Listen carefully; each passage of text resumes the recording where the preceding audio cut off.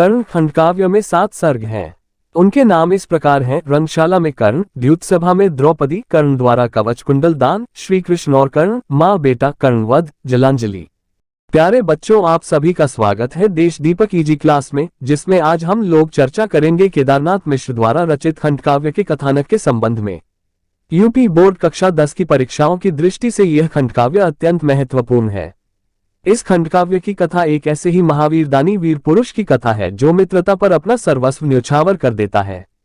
अगर आप चैनल पर नए हैं तो इस चैनल को सब्सक्राइब कर ले, साथ ही साथ आप बेल आइकन प्रेस कर ले, जिससे जो भी वीडियो अपलोड हो रहा है उसकी नोटिफिकेशन आपको मिलती रहे। केदारनाथ मिश्र प्रभात द्वारा रचित कर्ण नामक खंडकाव्य की कथावस्तु 7 सर्गों में विभक्त है। इसकी कथावस्तु महाभारत के प्रसिद्ध वीर कर्ण के जीवन से संबद्ध है। प्रथम सर्ग रंगशाला में कर्ण के जन्म से लेकर द्रौपदी के स्वयंवर तक की कथा का संक्षेप में वर्णन है। कुंती को जब वह विवाहित थी, सूर्य की आराधना के फलस्वरूप एक तेजस्वी पुत्र रत्न की प्राप्ति हुई। उसने लोकलाज और कुल की मर्यादा के भय से उस शिशु को नदी की धारा में बहा दिया। संतान सारथी अधिरथ उस बालक को घर ले आया। उसके द्वारा पाले जाने के कारण वह सूत पुत्र कहलाया। एक दिन वह बालक राजभवन की रंगशाला में पहुंच गया। सूत पुत्र होने के कारण वहां उसकी वीरता का उपहास किया गया और उसे सूत पुत्र कहकर अपमानित किया। पांडवों से ईर्ष्या रखने वाले दुर्योधन ने स्वार्थवश उसे प्रेम और सम्मान प्रदान किया। इससे कर्ण के आहत मन को कुछ धीरज एवं बल मिला। द्रौपदी के स्वयंवर में जब कर्ण मत्स्य वेद करने उठा, तब द्रौपदी ने भी हीन जाति का कहकर उसे अपमानित किया। इस प्रकार दूसरी बार एक नारी द्वारा अपमानित होकर भी वह मौन ही रहा, किंतु क्रोध की चिंगारी उसके नेत्रों से फूटने लगी। द्वितीय सर्ग द्यूतसभा में द्रौपदी में अर्जुन द्वारा मत्स्य वेद से लेकर द्रौपदी के चीरहरण तक का कथानक वर्णित है। द्रौपदी के स्वयंवर में ब्राह्मण वेशधारी अर्जुन ने मत्स्य वेद करके द्रौपदी का वरण कर लिया। द्रौपदी 5 पांडवों की वधू बनकर आ गई। विदुर के समझाने बुझाने पर युधिष्ठिर को हस्तिनापुर का आधा राज्य मिल गया। युधिष्ठिर ने राजसूय यज्ञ किया। यज्ञ में आमंत्रित दुर्योधन को जलस्थल का भ्रम हो गया।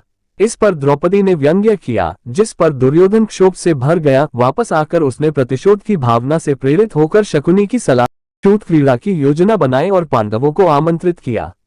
इस द्यूत क्रीड़ा में युधिष्ठिर सारा राजपाट, भाइयों और अंत में द्रौपदी को भी हार बैठे। कर्ण और दुर्योधन ने बदले का उपयुक्त अवसर जानकर द्रौपदी को निर्वस्त्र करने को कहा। कर्ण को अपना प्रतिशोध लेना था। वह बोला, 5 पतियों वाली कुलवधू कैसी। कर्ण ने दुशासन को इस प्रकार उत्तेजित तो किया, परंतु बाद में वह अपने इस दुष्कृत्य के लिए आजीवन पछताता रहा। तृतीय सर्ग कर्ण द्वारा कवच कुंडल दान में दुर्योधन द्वारा वैष्णव यज्ञ करने से लेकर कर्ण द्वारा कवच कुंडल दान करने तक का कथानक है।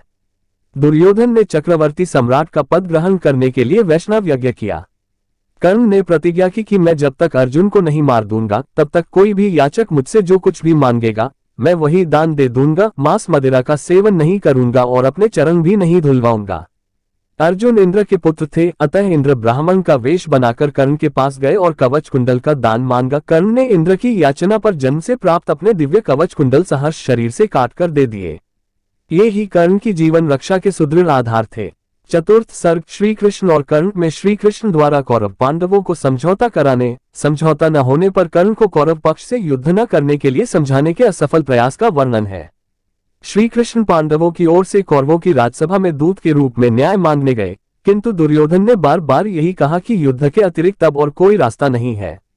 श्री कृष्ण निराश होकर कर्ण को समझाते हैं कि तुम पांडवों के भाई हो, अतः अपने भाइयों के पक्ष का समर्थन करो। कर्ण की आंखों में वेदना के आंसू उमड़ आए।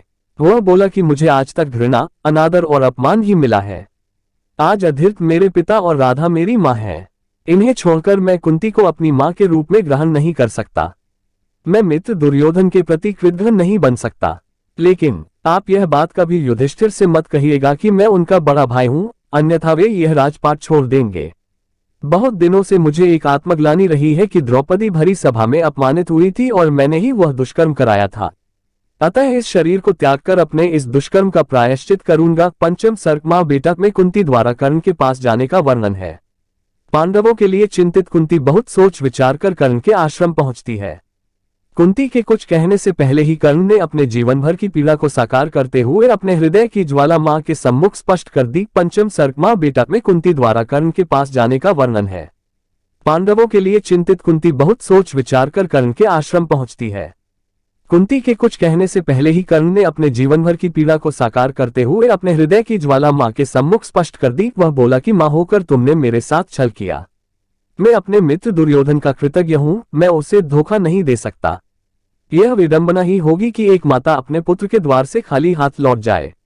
मैंने केवल अर्जुन को ही मारने की प्रतिज्ञा की है।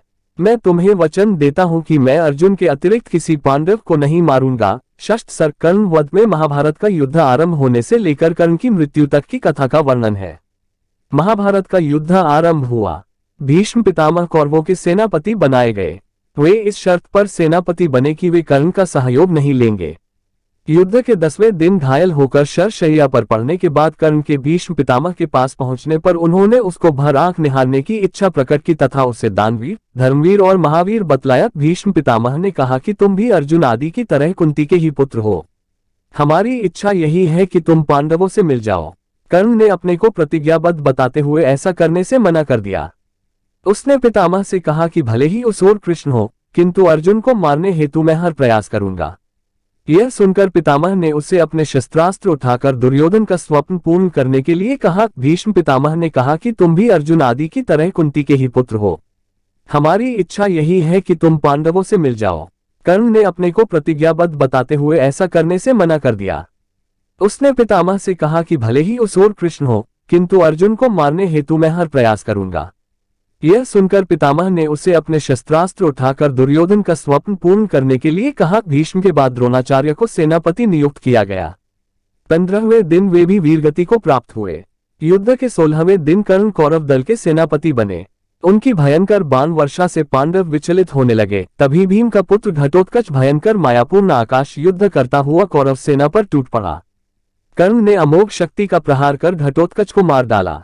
इस अमोघ शक्ति का प्रयोग वह केवल अर्जुन पर करना चाहता था। अचानक कर्ण के रथ का पहिया पृथ्वी में धंस गया। कर्ण रथ से उतरकर स्वयं पहिया निकालने लगा। तभी श्री कृष्ण का आदेश पाते ही अर्जुन ने नी शस्त्र कर्ण का बाण प्रहार से वध कर दिया। सप्तम सर्ग जलांजलि में युद्ध की समाप्ति के बाद युधिष्ठिर द्वारा कर्ण को जलांजलि देने की कथा का वर्णन है। कर्ण के वीरगति प्राप्त करते ही कौरव सेना का मानो प्रदीप बुझ गया। वे शक्तिहीन हो गए। सेना अस्त व्यस्त हो गई। कर्ण के बाद शल्य और दुर्योधन भी मारे गए। युद्ध की समाप्ति के बाद युधिष्ठिर ने अपने भाइयों को जलदान किया। तभी कुंती की ममता उमड़ पड़ी और उसने युधिष्ठिर से कर्ण को भाई के रूप में जलदान करने का आग्रह किया। युधिष्ठिर के द्वारा पूछने पर कुंती ने कर्ण के जन्म का रहस्य प्रकट कर दिया। यह जानकर कि कर्ण उनके बड़े भाई थे, युधिष्ठिर का मन भर आया और वे बोले कि मां, वे हमारे अग्रज थे। कर्ण जैसे महामहिम, दानवीर, दृढ़ प्रतिज्ञ, दृढ़ चरित्र, समर्धीर, अद्वितीय तेजयुक्त भाई को पाकर कौन धन्य नहीं होता। उन्होंने कठोर शब्दों में कहा कि तुम्हारे द्वारा इस रहस्य को छिपाने के कारण ही वे जीवन भर अपमान का घूंट पीते रहे। युधिष्ठिर के हृदय की इस करुण व्यंजना के साथ ही खंडकाव्य समाप्त हो